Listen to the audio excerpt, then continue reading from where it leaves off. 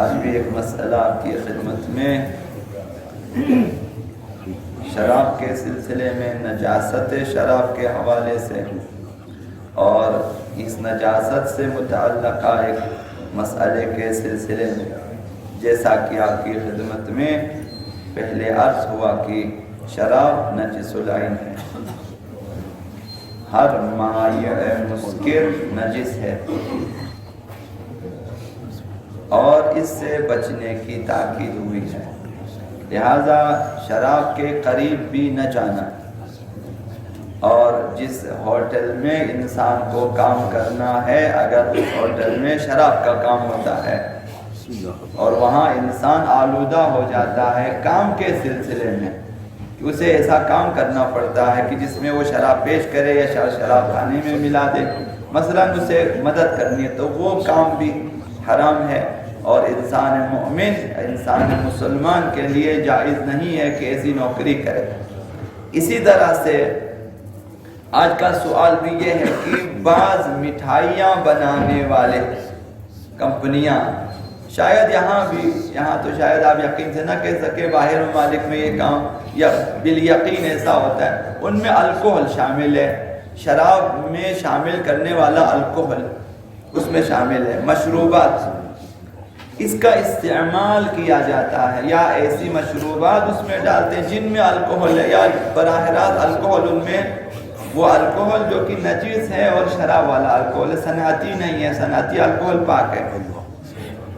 شراب والا جو الکوہل ہے نشہ آور اسے شامل کیا جاتا ہے اور ایسی مٹھائیاں بنا لیتے ہیں۔ یا آپ کے علم میں ہوگا کہ بعض لوگوں اپنی مال تجارت دوسروں میں مقبول کرنے کے لیے تاکہ دوسرے عادی ہو جائیں اس قسم کے کارنامے انجام دیتے ہیں تاکہ لوگوں میں ایک قسم کا خاص غیر شعوری طور پر نشہ ہو جائے کہ وہ اسی ٹافی کو طلب کریں گے۔ یہ پہلے ہم نے سنا کہ بعض جو ہیں اسکولوں کے سامنے پاپڑ بیچنے والے اپنے پاپڑوں میں ہیروئن کا استعمال کرتے تھے بہت کم تاکہ بچوں میں نشہ ہو جائے کہ وہ ہمیشہ کہیں یہی پاپڑ ہم نے کھانا ہے۔ تو اس طرح سے اب سنا گیا ہے کہ مطلب بتایا کہ بعض چائے والے یہ کام کر ان میں ایک خاص قسم کی شاید ہیروئن نہیں ملاتے لیکن ایک خاص قسم کی چیز ملاتے ہیں کہ لوگ عادی ہو جائیں اس کا ٹیسٹ الگ ہو جائے۔ تو باہر جو غیر مسلم لوگ ہیں وہ شاید الکوہل شامل کرتے ہیں جس طرح بعض دوائیوں میں شامل ہے۔ تو اگر جو ہے شراب والا الکوہل اگر مٹھائیوں میں شامل کیا جاتا ہے تو ان کا کیا حکم ہے؟ اب ممکن ہے کہ باہر سے آپ کے لیے سوغات لے کر آ جائیں یہاں پہ، بھئی ہم نے باہر سے یہ سوغات جو ہے آپ کے لیے لے کر آئیں، اگر معلوم ہے آپ کو کہ ان میں الکوہل ہے تو پھر ایسی مٹھائیوں کا استعمال اور ایسی غذاؤں کا استعمال حرام ہے۔ جب آپ کو بتائیے کھانوں میں اور ان غذاؤں میں، ان مٹھائیوں میں اور ان چاکلیٹوں میں جو ہے الکوہل شامل ہے، جب آپ کو پتہ ہو تو ان کا استعمال حرام ہے اور یہ چیزیں نجس ہیں اور انسان کو ان سے دور رہنا چاہیے۔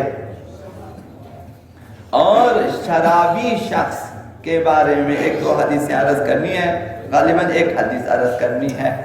کہ ایک شخص شراب پیتا ہے، نشہ آور مشروبات استعمال کرتا ہے، اب ہمیں کیا حکم ہے؟ ہم مومن ہیں، مسلمان ہیں اور ظاہراً شیعہ بھی ہیں، ہمارے لیے حضرت آقا امام جعفر الصادق علیہ السلام نے ان کا ارشاد گرامی ہے کہ شارب الخمر ان مرض فلا تعودوا، اگر آپ کو معلوم ہے کہ ایک شخص شراب سے سروکار رکھتا ہے، اگر وہ بیمار ہو جائے تو آپ کے لیے حکم ہے کہ اس کی عیادت کو نہ جائیں، اس کی احوال کرسی کے لیے نہ جائیں۔ پہلی چیز وَإِن مَاتَ فَلَا تَشْهَدُوا، اگر وہ مر جائے تو اس کے جنازے میں شریک نہ ہو جائیں، تشییع جنازہ کے لیے غسل و کفن و دفن کے امور میں آپ شریک نہ ہو جائیں، اس قدر دور رہیں۔ شرابی شخص کو کسی بھی طرح سے معاشرے میں اس کا احترام نہیں ہونا چاہیے، ولو اس کے جنازے میں شرکت کے سبب ہو کہ اتنے لوگ اس کے جنازے میں آئے، شاید کچھ لوگ کہیں کہ کیا فرق پڑتا ہے کہ شرابی ہے یا غیر شرابی، مومن ہے یا، دیکھیں اس کے جنازے میں بھی اتنے لوگ شریک ہیں، ان کے جنازے میں اتنے لوگ شریک ہیں۔ تو اسلام نے چاہا کہ ایسے لوگوں کی حوصلہ شکنی ہو اور ایسے لوگ معاشرے میں منفور ہوں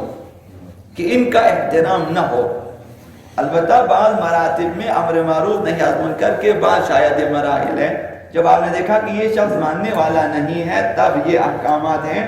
کہ آپ ان کے جنازے میں شریک نہ ہو جائیں، بیمار ہو جائے عیادت نہ کریں، مر جائے اس کی تشییع جنازے میں نہ جائیں۔ وَإِن شَهِدَ فَلَا تُزَكُّوا، اگر یہ کہیں گواہی دے اس کی گواہی کو قبول نہ کریں، پاک نہ سمجھیں اس شخص کو، اسے سچا تصور نہ کریں۔ ایک شخص شراب پیتا ہے تو کس بنیاد پر وہ سچ کہہ سکتا ہے؟ کیونکہ اس کی عقل کے بارے میں غالباً ہمیں یہ گمان رکھنا چاہیے کہ اس کی عقل ٹھکانے نہیں ہے، کیونکہ یہ مستی میں ہو سکتا ہے، نشے میں ہو سکتا ہے، لہذا اس کی گواہی کا اعتبار نہ کیا جائے۔ اور چوتھا حکم یہ ہے وَإِنْ خَطَبَ إِلَيْكُمْ فَلَا تُزَوِّجُوهُ، اگر یہ شخص تم سے خواستگاری کریں، رشتہ مانگے تو اپنی بیٹی یا اپنے متعلقہ خاتون کا رشتہ نہ دیں اسے۔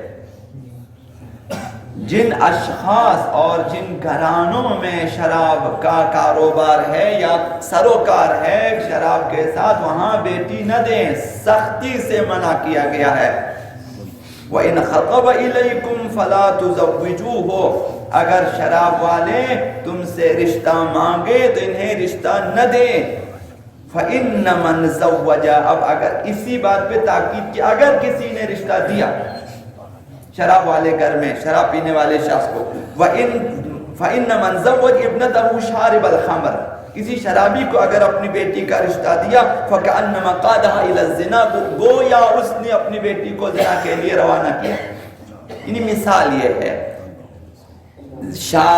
جو ہے شراب خوار شخص کو رشتہ دینا ایسا ہے کہ ہم نے مثلاً بیٹی کو جو ہے زنا کے لیے بھیجا ہے، وہ شخص اصلاً محترم نہیں ہے، قابل احترام نہیں ہے، ہر برائی اس سے سرزد ہو سکتی ہے،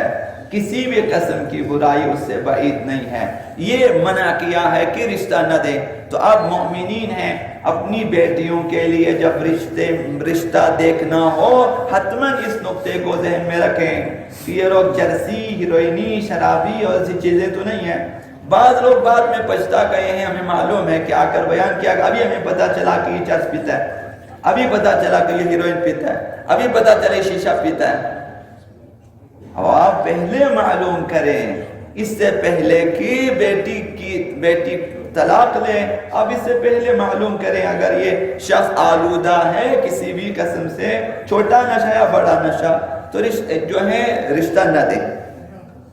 اور آخر میں فرمایا وَمَنِ ائْتَمَنَ شَارِبَ الْخَمْرِ، پانچواں حکم، اگر کوئی شخص کسی شرابی کو امین سمجھے، قابل اعتماد سمجھے اور اس پر اعتبار کرے، اعتماد کرے، وَمَنِ ائْتَمَنَ شَارِبَ الْخَمْرِ لَمْ يَكُنْ لَهُ عَلَى اللَّهِ تَبَارَكَ وَتَعَالَى ضَمَانٌ، خداوند کسی بھی طرح سے اس شخص کی حمایت نہیں کرے گا جس نے شرابی پہ اعتبار کیا۔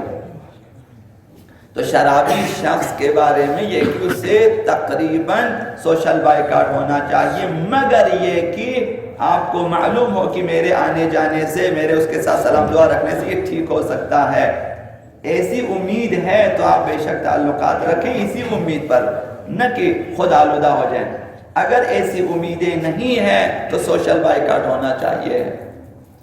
تاکہ معاشرے میں ایسے گناہوں کی جڑیں خشک ہو